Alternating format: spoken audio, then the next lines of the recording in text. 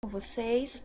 Eu sou a professora Daiane Raquel de Oliveira, sou enfermeira de formação, tenho experiência assistencial e experiência na área de ensino superior com a saúde da mulher, especialmente com a área obstétrica, a sala de parto, as complicações obstétricas. Possuo doutorado em bioquímica toxicológica e sejam muito bem-vindos. Hoje é o nosso 7º dia de transmissão ao vivo pelo EAD. Nós estamos hoje com a temática de hemorragias da segunda metade da gestação.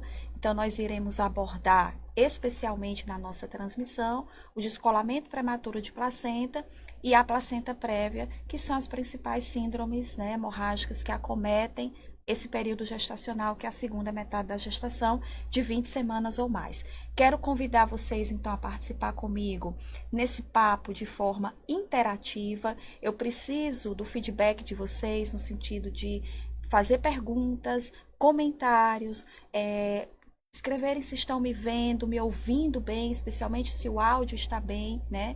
E também vou convidar vocês agora no começo da transmissão e vou reforçar o final da transmissão para que vocês possam, né, observar o link que aparece sobre o vídeo e serem redirecionados a consultarem o material que nós fizemos especialmente para vocês. Então, muitas vezes por conta do nosso horário, né, nosso limite de tempo, nós não conseguimos dar a complexidade daquele assunto, né, na sua totalidade, e aí é importante que vocês possam, então, observar o material, né, com muita atenção. Então, vamos começar aqui, o pessoal já está chegando, né, já está participando aqui conosco. Então, vejam bem, nós temos a gestação, né, no seu curso fisiológico, dividida em duas metades. A gente considera a primeira metade e a segunda metade. Então, observando uma gestação fisiológica com uma duração cronológica, né, de 280 dias geralmente, isso vai tocar em 40 semanas. Então, nós dividimos síndromes hemorrágicas com menos de 20 semanas de gestação e com mais de 20 semanas de gestação. Só para a gente entender que síndromes hemorrágicas seriam essa. Na primeira metade da gestação, nós temos, portanto, o abortamento, a doença trofoblástica gestacional e a gravidez ectópica. Esses são os 3 principais fatores, as complicações envolvidas em sangramentos do primeiro trimestre. Então, qualquer mulher que chegue, né, com menos de 20 semanas de gestação no consultório de enfermagem, né, ou no serviço de pré-natal, ou até mesmo na maternidade, com história de sangramento, nós vamos pensar nessas 3 condições. Passada a primeira metade da gestação, ou seja, 20 semanas ou mais, história de sangramento, nós vamos pensar em 2 possibilidades principais, mas 3 possibilidades podem ser colocadas. O descolamento prematuro de placenta, a placenta prévia e a rotura uterina. Então, esse cálculo da idade gestacional para nos direcionar que tipo de hemorragia já é a primeira condição, né, que nós temos que atentar no nosso atendimento a essa gestante. Então, vamos aqui conversar hoje sobre a principal causa de morte materna no mundo inteiro, que são as hemorragias, né? Em nosso país, elas ocupam o 2º lugar quando a gente considera a mortalidade materna como um todo. Mas, em algumas regiões do país, ela pode sim ultrapassar as síndromes hipertensivas e ocupar o primeiro lugar. Então, vamos começar a aula conversando sobre placenta prévia e mais uma vez dizer que estou aqui à disposição de vocês para as perguntas e comentários. Então, o que vem a ser a placenta prévia, né? Nós temos que a inserção adequada da placenta, primeiro ela é na cavidade uterina, é o que nós chamamos de implantação tópica. Uma implantação fora da cavidade uterina é conhecida como ectópica. A placenta prévia é uma condição de implantação heterotópica, né? Agradeço vocês que estão dando aqui o feedback sobre o áudio e sobre a transmissão. Então, por que a placenta prévia é uma implantação heterotópica? Porque, muito embora esteja na cavidade uterina, ela não está no corpo uterino, que é o local, né, adequado e que fisiologicamente essa placenta vai se implantar. Ela se implanta então aonde? No segmento inferior do útero. Então, a placenta prévia refere-se a uma condição que a placenta se insere no segmento, qualquer parte da placenta vai estar inserida no segmento inferior do útero. Ela acomete de 0,5% a 1% de todas as gestações. Então, não é, muito embora não seja muito incidente, traz sim complicações importantes, especialmente a saúde fetal, porque muitas vezes é necessária uma antecipação do parto, e aí nós vamos ter um parto prematuro, por conta, né, de sangramentos que vão se tornar cada vez mais frequentes, progressivos na sua quantidade, né, e na sua ocorrência. Então, muitas vezes acaba fazendo com que haja a necessidade de uma antecipação do parto. Então, sabendo do que se trata, né, e sabendo especialmente que ela é uma síndrome hemorrágica da segunda metade da gestação, nós vamos aguardar a 28ª semana para a gente poder classificar como uma placenta prévia.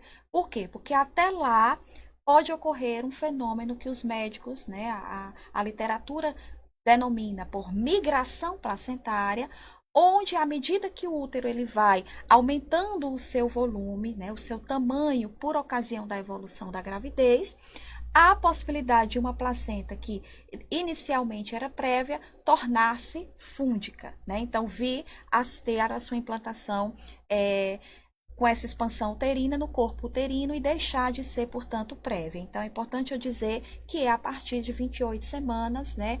30 semanas por ali que nós vamos fechando esse diagnóstico. Embora seja um diagnóstico médico, tá certo? Mas a gente não suspeita de placenta prévia com menos do que essa idade.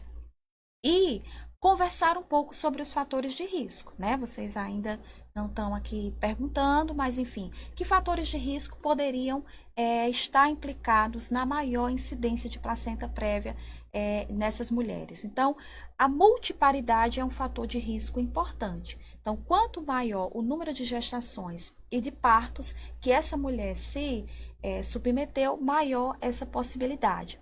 A idade avançada também. O que é que nós consideramos idade de risco para a placenta prévia? Mais que 35 anos. Então, começa a haver uma relação maior nesse número de mulheres. O principal fator de risco seria qual? A cesariana prévia. Então, a presença de cicatriz na cavidade uterina, o que ocorre quando a mulher tem um parto cesáreo, né, ela vai favorecer o desenvolvimento de placenta prévia. Esse fator de risco, né, da cesariana, ele vai aumentando conforme o número de cesáreas que essa mulher vai tendo no decorrer de sua vida. Então, uma cesárea, o risco é em torno de 4,5 vezes, né, o risco de ter placenta prévia. 2 cesáreas, 6,5. 3 cesáreas, isso já vai para 7,5, né, o risco. Então, quanto maior a quantidade de cesarianas prévias, maior também será o risco. Isso é diretamente proporcional. Tirando a multiparidade, a cesariana anterior, que é o principal fator de risco, a idade da mulher após os 35 anos, a gente ainda tem doenças inflamatórias, né? Então, a endometrite, a endometriose, repetidas curetagens uterinas por aborto provocado, são os principais fatores de risco. A Cindy, né? A Cindy Cristina, ela pergunta quais os cuidados. Então, Cindy, o que é que ocorre? Toda paciente que chegue no atendimento de pré-natal ou no atendimento de maternidade com placenta prévia, ela vai ter o que nós chamamos, né, da tríade do I. O que é essa tríade do I? O sangramento vaginal, ele vai ser indolor, imotivado, né? Então, ele é inesperado, ele não tem um motivo que levou aquilo, um esforço, um trauma, ele não está associado a um evento que o desencadeou. Então, ele é indolor, ele é imotivado ou inesperado e ele é intermitente. O que é que a gente quer dizer? Ele vem, né, passa, volta a acontecer novamente, então ele tem um caráter de se repetir. Então, e a cor desse sangue também nos chama a atenção, que é um sangue vermelho vivo. O que é que eu vou fazer com uma paciente que tenha um diagnóstico, né, de placenta prévia? Então, o enfermeiro ele vai focar os cuidados na maternidade, especialmente para manter um estado volêmico adequado. Então, funcionar um acesso venoso, calibroso, colher a amostra de sangue para os exames de laboratório que o médico obstetra vai solicitar, um hemograma com plaquetas, para observar a hemoglobina, hematócrito, né, fatores de coagulação e a classificação sanguínea e o fator RH, porque uma vez RH negativo, essas mulheres devem fazer uso da imunoglobulina anti-D para prevenir a isoimunização RH. Então, os cuidados de enfermagem vão focar na questão da volemia para a mãe e para o feto, na avaliação do bem-estar fetal. Então, nós vamos observar através da ausculta dos batimentos cardiofetais, se há uma alteração em relação, né, à vitalidade fetal. Então, a ausculta normal é entre 120 e 160 batimentos por minuto. É comum que o feto não tenha alterações, tá certo? No seu bem-estar, a menos que já tenha um sangramento de muita repetição e a mulher já esteja num estado de anemia importante. Pode haver essa descompensação materna e uma descompensação fetal. Mas não é comum na placenta prévia a alteração do bem-estar fetal. Vamos avaliar a altura de fundo uterino, vamos avaliar a apresentação fetal e a situação. É muito comum a correlação de placenta prévia com apresentação oblíqua, né? Na verdade, com situação fetal oblíqua ou transversa e com apresentação anômala, no caso, apresentação pélvica, ok? Bom, a Yara, né, Cordeiro, ela coloca que já tive 3 gestações, 2 abortos e uma filha de 9 anos, né? Eu entendo, talvez que você queira ver, Ayara, se teria a possibilidade de você ter um maior risco, né? Isso que você está colocando aqui. Pretendo engravidar, já estou em tratamento, né, com ácido fólico, e talvez a pergunta que você quer chegar é sobre o maior risco, né? Então, a multiparidade é um fator de risco, sim, a idade, e se esses partos foram cesáreos, você tem um maior risco também de ter uma placenta prévia. Então, isso não quer dizer que você vá ter. Quer dizer que você tem um risco maior e que você precisa, portanto, estar focada, né, em ter um pré-natal de qualidade, um acompanhamento adequado para ir observando essas questões, tá certo? Bom, deixa eu ver aqui se a gente tem alguma outra pergunta que eu deixei escapar enquanto respondia. Também houve aqui a pergunta, né, quais os riscos para que o bebê corre, né? Eu acho que estou entendendo isso. Então, assim, a cada sangramento que a mulher apresenta, vou falar da placenta prévia, tá? Porque podem ser por várias razões esse sangramento, como a gente começou a nossa transmissão. Mas a cada sangramento, existe sim um risco aumentado, né? De haver áreas de descolamento, de haver uma anemia materna que prejudique a troca materno-fetal, que traga uma ocorrência adversa à oxigenação fetal e à nutrição fetal. Então, se o sangramento, como o sangramento da placenta prévia, ele é recorrente, ou seja, ele é reincidente, a cada novo episódio de sangramento, há sim um risco de que esse feto venha a ter um comprometimento. Muito embora, como eu frisei, não é a regra. A regra é que a gente tenha na placenta prévia uma boa vitalidade fetal, tá certo? Bom, a Maíris perguntou, minha irmã teve sangramento no começo da gestação, ficou umas 2 semanas sangrando e os médicos não deram um diagnóstico, né, e ela veio a parar de sangrar. Esse sangramento da primeira metade da gestação, né, ele fala, na verdade, as síndromes hemorrágicas, elas serão, como a gente diz, ou o abortamento, ou a gestação ectópica, ou a mola gestacional, que é a doença trofoblástica gestacional. Como o sangramento acabou, né, cessando, muito provavelmente deve ter se tratado de uma ameaça de aborto, né, e que acabou cursando a gestação, né, fisiologicamente, tá certo? Então, os sangramentos, eles são incidentes, de uma maneira geral, na gestação, e a gente precisa, né, é importante identificar a causa, e para cada condição haverá um tratamento específico. Então, vamos aqui retomar, né, a questão da placenta prévia. Fico à disposição de vocês para mais perguntas que vocês queiram fazer, né? E aqui a Yara está colocando que todos os partos dela foram normais, então a cesárea, que é o principal fator de risco, você não tem, né? Teriam outros fatores de risco, como é a multiparidade, mas lembrar que a placenta prévia ela não tem uma incidência tão grande, é uma incidência em torno de 0,5% a 1%, tá certo?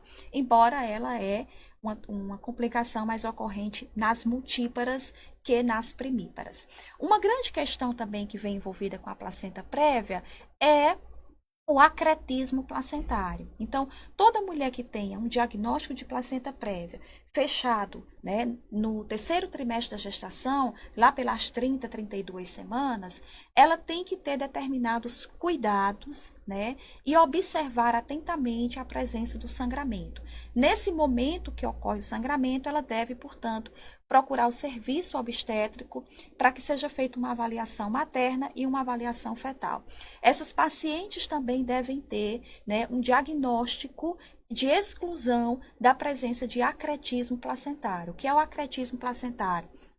É a aderência anormal do tecido trofoblástico, ou seja, do tecido trofoblasto, né, placentário, à cavidade uterina.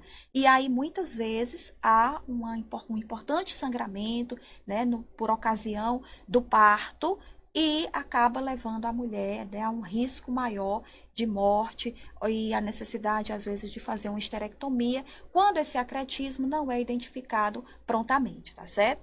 Nós vamos aqui conversar um pouco qual é a conduta em relação ao parto das pacientes que apresentam placenta prévia.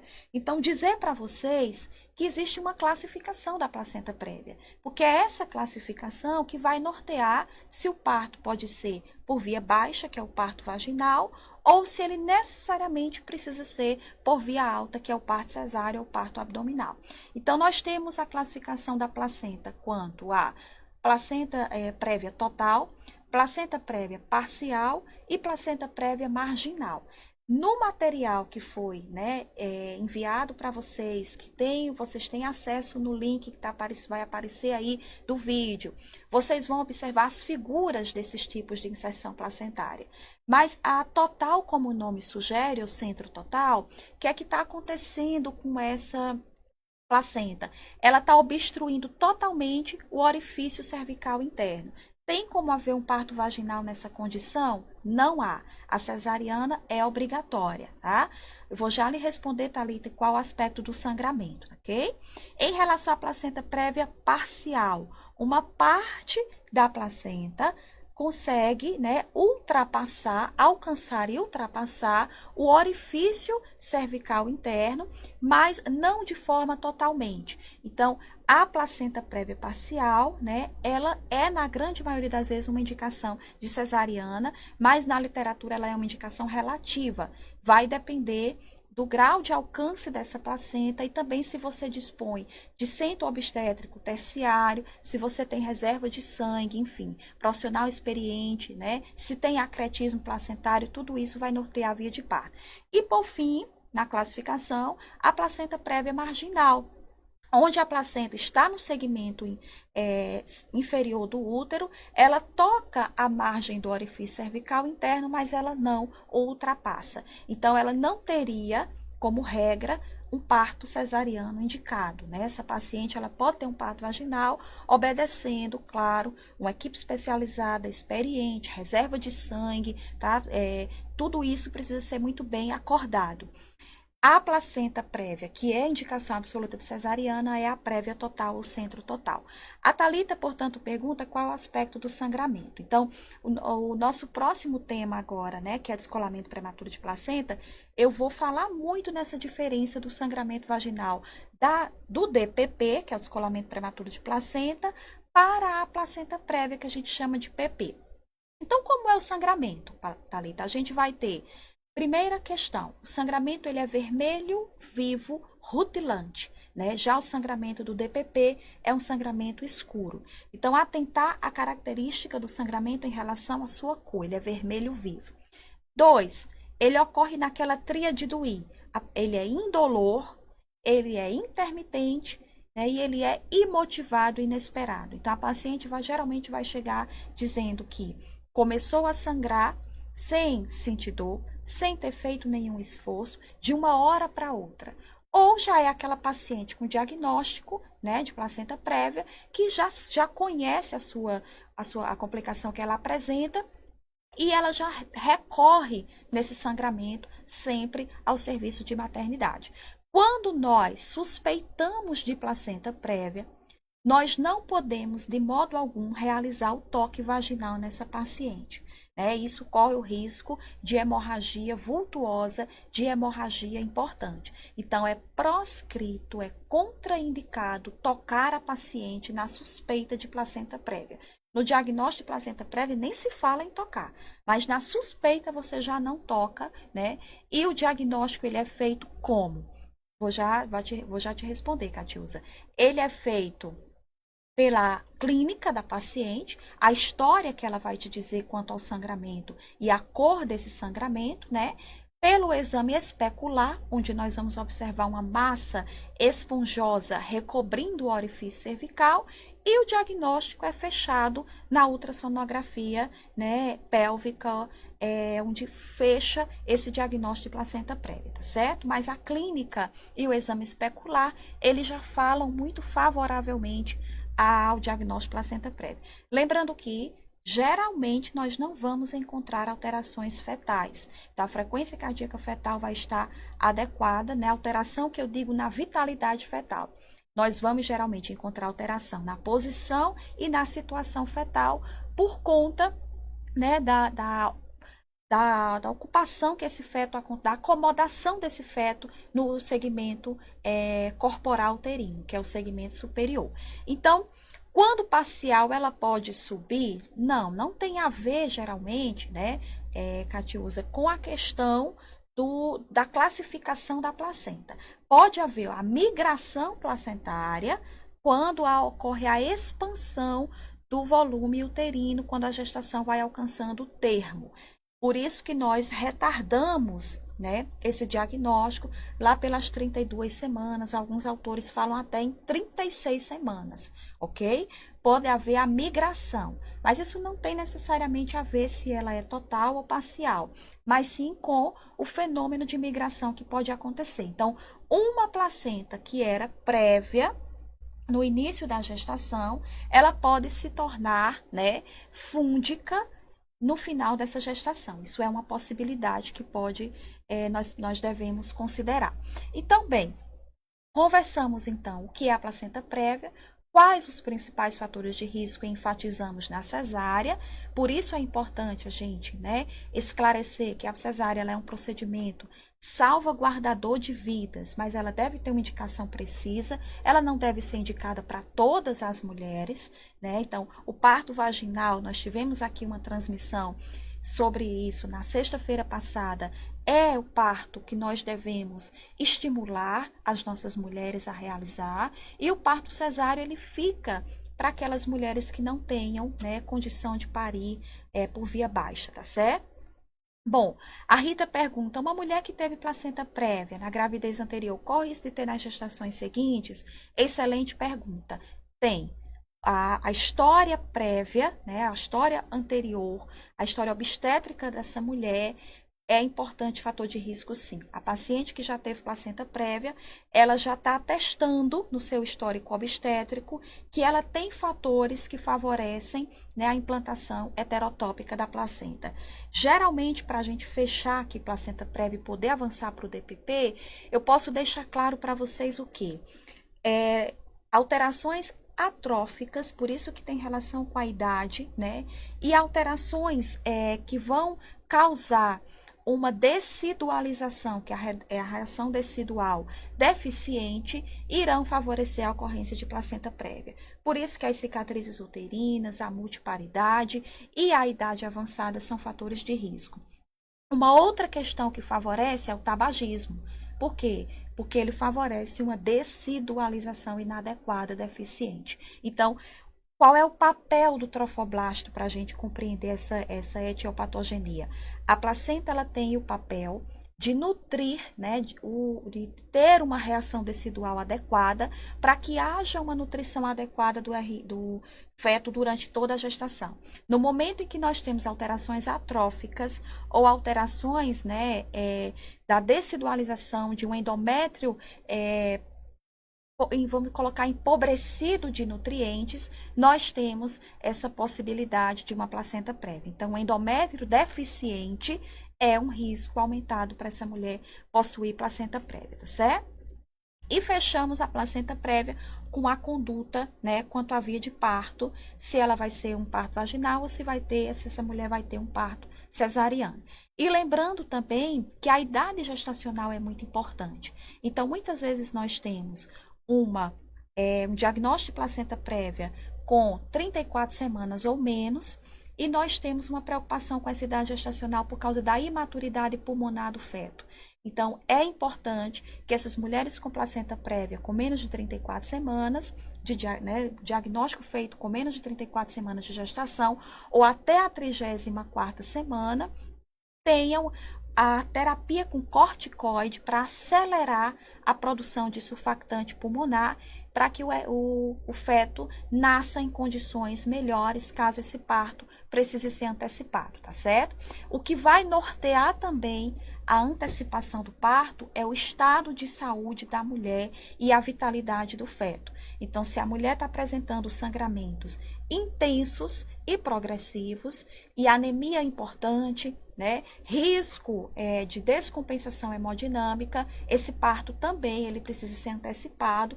Então, logo haja a estabilidade materna, o parto ele é realizado. E a menos que a mulher esteja em franco trabalho de parto, né, e tenha a possibilidade de um parto vaginal, ou seja, não seja placenta prévia total, a cesariana estará indicada, tá certo? Bom, aguardo então aqui vocês me dizerem se vocês estão me ouvindo bem, se a transmissão está adequada, né? E as perguntas que vocês queiram me fazer, eu estou aqui à disposição e a gente vai começar a trabalhar a placenta prévia. Deixa eu só responder aqui uma pergunta da Ayara, que ela diz quem tem sangue O negativo, né? O que eu estou entendendo, você está perguntando quem tem sangue O negativo. De uma maneira geral, não só o tipo O, mas as mulheres que são RH negativo, né? Nos interessa muito o fator RH, que é um antígeno expresso nas hemácias humanas, e é a mulher que, quando a gente diz que ela é RH negativa, a gente está dizendo que na superfície das hemácias não há o fator RH. Então, essa mulher que é RH negativo e que tem qualquer sangramento na gestação, seja aborto, ectópica, mola, placenta prévia, DPP, rotura uterina, qualquer sangramento, ela precisa fazer a profilaxia para a doença hemolítica perinatal, que é também chamada de eritroblastose fetal. E aí a gente administra nessas mulheres a Matergan, que é a imunoglobulina anti-D, para neutralizar, né, hemácias fetais, que na verdade para neutralizar os anticorpos que sejam produzidos a partir desse contato que a mãe RH negativo teve com sangue fetal RH positivo, tá certo? Como nós não temos como saber, a menos que fossem por procedimentos invasivos como a cordocentese, qual tipo sanguíneo do feto, então nós fazemos a Matergan em toda mulher RH negativo que apresenta sangramento e também fazemos como rotina, né, por ocasião da 28ª semana no pré-natal. Bom, então vamos lá, né? Continuando aqui, estou vendo que vocês não têm perguntas que não foram respondidas. Aguardo então outras perguntas enquanto vamos dando continuidade aqui conversando sobre o DPP. Então, o DPP é a sigla utilizada para descolamento prematuro da placenta. O que é o DPP? Primeiro, é a principal causa, é a mais importante causa, não por incidência, tá? Também incide 1% das gestações, mas por morbidade e mortalidade. Então, é a principal complicação hemorrágica da gestação. É a principal por quê? Porque é aquela que mais traz gravidade para a mãe e que muitas vezes leva também o feto ao óbito, ok? Então, é a separação, o DPP, ele por definição, é a separação intempestiva da placenta do seu sítio de inserção normal, ou seja, placenta normalmente inserida, placenta fúndica, antes, né, de que haja o nascimento e após as 20 semanas. Vamos repetir. É a separação abrupta da placenta do seu sítio de inserção após as 20 semanas de gestação. Antes de 20 semanas eu não considero DPP. E antes do nascimento do concepto. Quando é que a placenta tem que se desprender e ser expulsa, né, da cavidade uterina? Após o nascimento do concepto. Quando esse descolamento ocorre antes do nascimento, eu digo que se trata de um DPP. Diferentemente da placenta prévia, o descolamento prematuro de placenta, ele tende a ser uma condição de maior gravidade. Ele tende a causar na mãe, né, primeiro uma sintomatologia de dor. É muito, embora haja o DPP em grau 0, que é aquele que passa assintomático e que nós vamos fazer um diagnóstico retrospectivo após o parto, tá certo? Com a observação da placenta, há, na grande maioria das vezes, uma clínica de dor nessas mulheres que sofrem DPP. Então, já é a primeira condição que me ajuda, que me auxilia a diferenciar DPP de PP, que é a placenta prévia. Então, o principal fator de risco para uma gestante ter DPP, qual seria? A hipertensão, né? A hipertensão crônica ou a hipertensão desenvolvida na gestação, na forma de hipertensão gestacional ou na forma de pré-eclâmpsia. É o principal fator de risco, porque provoca o quê? Uma reação decidual anormal e essa separação intempestiva, né, e antes do nascimento do concepto, tá certo? Então, a forma que eu tenho de prevenir DPP, primeiro prevenindo a ocorrência de hipertensão na população de mulheres em geral e rastreando precocemente mulheres hipertensas, né, no pré-natal e tratando adequadamente essa hipertensão e ficando vigilante a sinais de DPP. Como a gente disse, a placenta prévia, o sangue é vermelho vivo rutilante e a paciente não tem uma queixa nem de dor, nem tampouco de um evento que desencadeou esse acontecimento, né, do sangramento. Já no DPP, é comum que a característica do sangramento ela não é vermelho vivo, é um sangramento vermelho escuro. Pode o sangramento ser exteriorizado pela vagina e nós observarmos, ou pode o sangramento, que é uma situação de maior gravidade, ficar aprisionado por trás da placenta, no que nós chamamos de espaço retroplacentário. Por favor, me digam se vocês estão me entendendo, estão me ouvindo, né? Preciso do feedback de vocês. Então, o que é que acontece com esse sangramento que vai ficando aprisionado? Ele vai irritando, né, ali o tecido placentário e vai causando uma desorganização na matriz uterina, de modo que as pacientes, né, que sofrem DPP com sangramento oculto, por causa de sangramento aprisionado no espaço retroplacentário, elas tendem a ter, né, uma complicação chamada, né, de apoplexia uterina. O que é isso? O útero ele vai ficar de consistência amolecida ao final, né, desse processo e nós vamos ter uma grande dificuldade, o cirurgião, de manter esse útero contraído, né, após o parto cesariano ser realizado. Então, muitas vezes o DPP, ele com sangramento oculto, ele impõe a necessidade de uma histerectomia, né? E ele também traz para essa mulher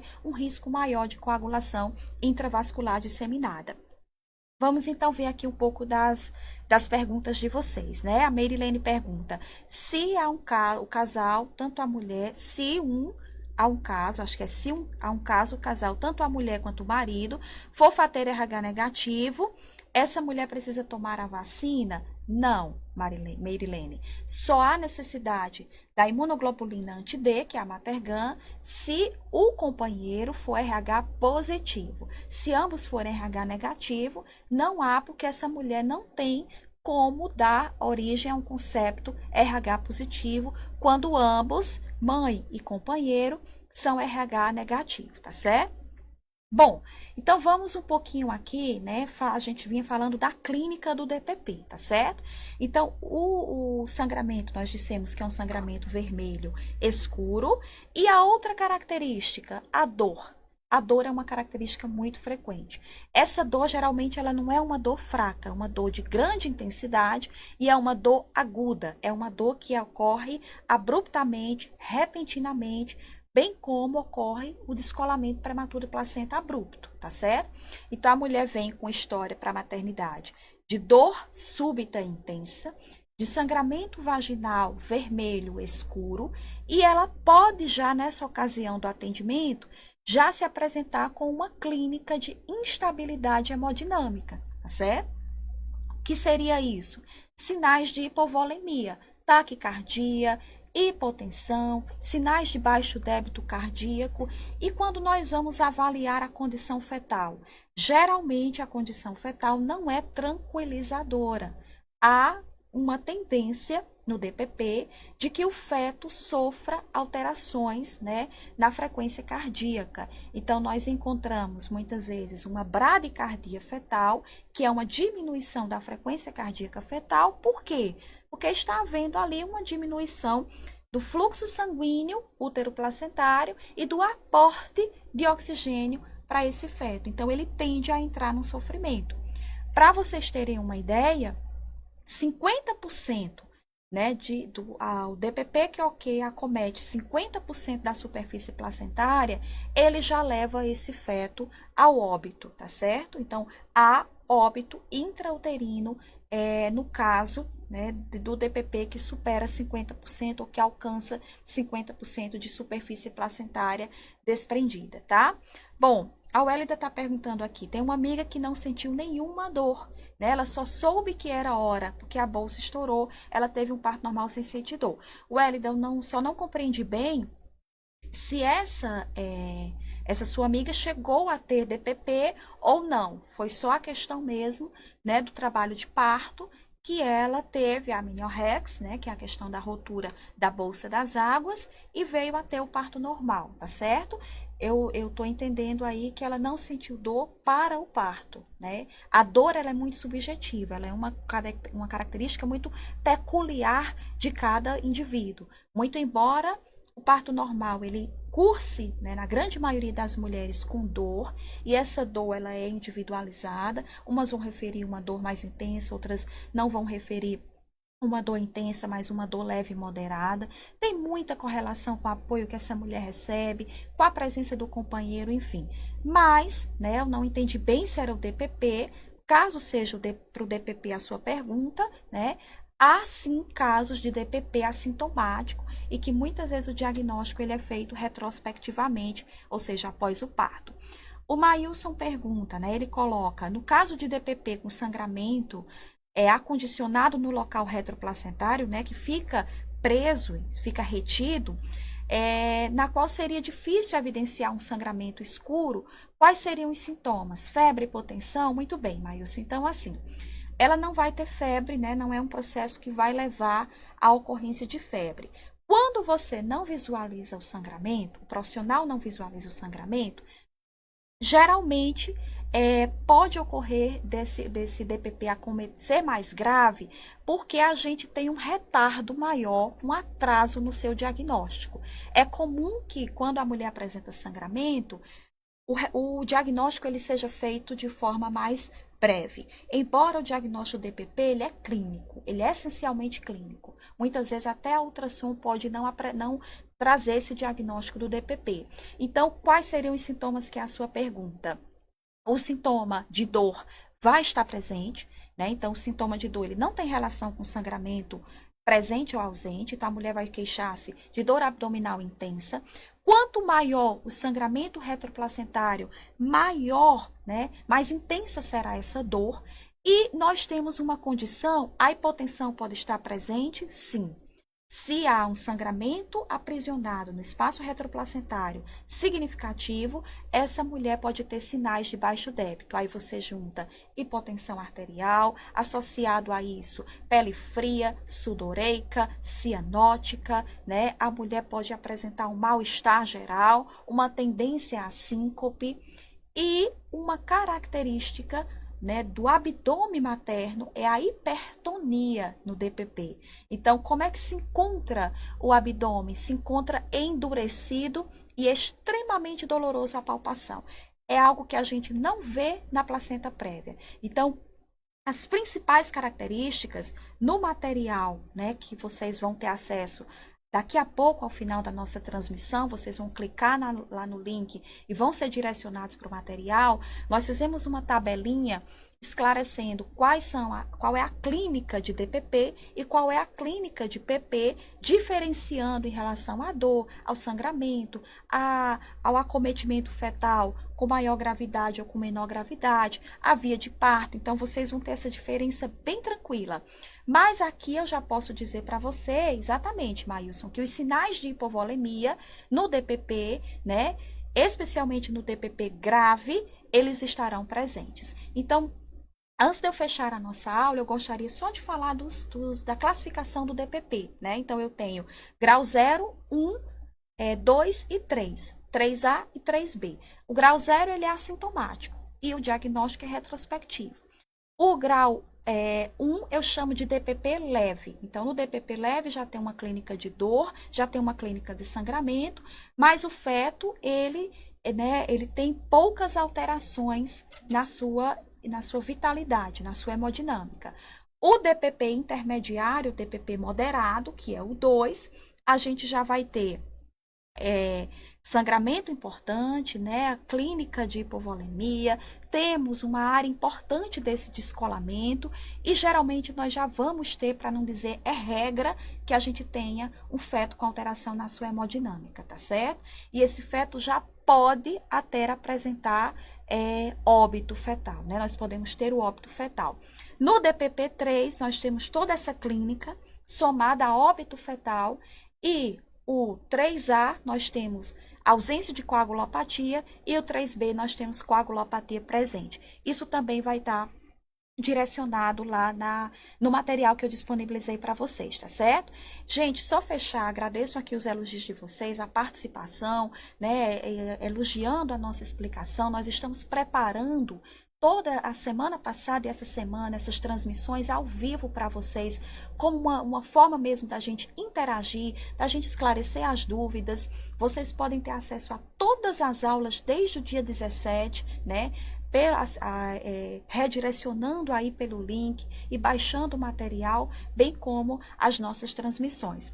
E vamos, antes de fechar, falar só da via de parto, tá certo? Para o DPP. Então, quando nós temos um descolamento prematuro de placenta num grau leve, sem instabilidade hemodinâmica, sem instabilidade fetal, né? Ou seja, a vitalidade fetal está preservada, e essa mulher está prestes a parir, né? Então ela está num trabalho de parto avançado, nós podemos ainda considerar a possibilidade de um parto vaginal. Mas se nós temos um DPP grave, né, um DPP moderado a grave e com sinais de instabilidade hemodinâmica geralmente, ou alterações da vitalidade fetal, o parto cesáreo ele vai ser mandatório no sentido de salvar a vida materna e a vida fetal. Então, o DPP com feto vivo, ele é praticamente sinônimo de parto cesáreo. DPP com feto morto, aí a gente já pode considerar a possibilidade de um parto por via baixa, se essa mulher não tem estabilidade hemodinâmica, tá certo? Então, são duas questões extremamente importantes em relação, né, à saúde materna e à saúde fetal, que estão implicadas, sim, com maior grau de prematuridade e de morbidade, né, e mortalidade, especialmente o DPP. Então, nós temos que ter um zelo, um cuidado para o diagnóstico diferencial dessas complicações e para prontamente instituir um tratamento que visa o quê? Especialmente a reposição volêmica, né? E salvar a vida fetal quando há uma instabilidade, no caso, o parto cesariano ele tem que ser feito, né, com urgência, ok? Então, gente, muito obrigada pela participação de vocês nessa nossa transmissão de hoje. Convido vocês a estarem aqui amanhã comigo, no mesmo horário, 14 a 14h40, seguindo o horário de Brasília. Amanhã nós estaremos conversando sobre as complicações ginecológicas, então vamos falar de endometriose e de leiomiomas. E convido vocês agora a estar, portanto, baixando o material, fazendo download do material, né, sendo direcionados, então, ao conteúdo que nós preparamos especialmente para vocês, tá certo? Para finalizar aqui, né, a Valdene coloca a experiência dela quanto ao DPP com sangramento que ficou acondicionado, ou seja, ficou preso no espaço retroplacentário, mostrando mais uma vez que é uma condição que a gente precisa estar alerta. DPP não necessariamente cursa com sangramento exteriorizado, com sangramento visível. Sangramento pode ficar aprisionado, pode passar despercebido, tá certo? E a gente precisa ainda falar numa outra condição que nós temos, né, que é o hemoâmnio. Por vezes, sangramento pode adentrar a cavidade amniótica e você ter um líquido amniótico com presença de sangue. É possível se fazer a amniotomia para verificar essa presença. A Rita pede para a gente falar um pouco sobre a eclâmpsia, né, Rita? Por hoje, assim, eu não vou ter como dar conta por conta do nosso horário, mas a eclâmpsia é a presença de crises convulsivas em pacientes com pré-eclâmpsia, tá certo? Então, quando ocorre a eclâmpsia, a crise convulsiva em si, decorrente da pré-eclâmpsia. A nossa primeira aula, Rita, a nossa aula 1, que está disponível também para você, né, que foi a aula de pré-eclâmpsia e eclâmpsia, foi a nossa primeira transmissão. Visita lá a nossa aula, baixa o nosso material, que você vai ter acesso a tudo isso, tá bom? Bom, a Valdene diz retroplacentário, né? Disse que foi causado pelo toque. Então, também são questões que a gente tem que ter cuidado quando dá assistência, né? Para evitar o toque, especialmente lá na questão da placenta prévia. Gente, muito obrigada. Uma excelente tarde para vocês. Foi maravilhoso esse nosso momento. Aguardo vocês aqui novamente, então, amanhã, para que a gente possa continuar esse nosso papo de enfermagem, tá? Obrigada.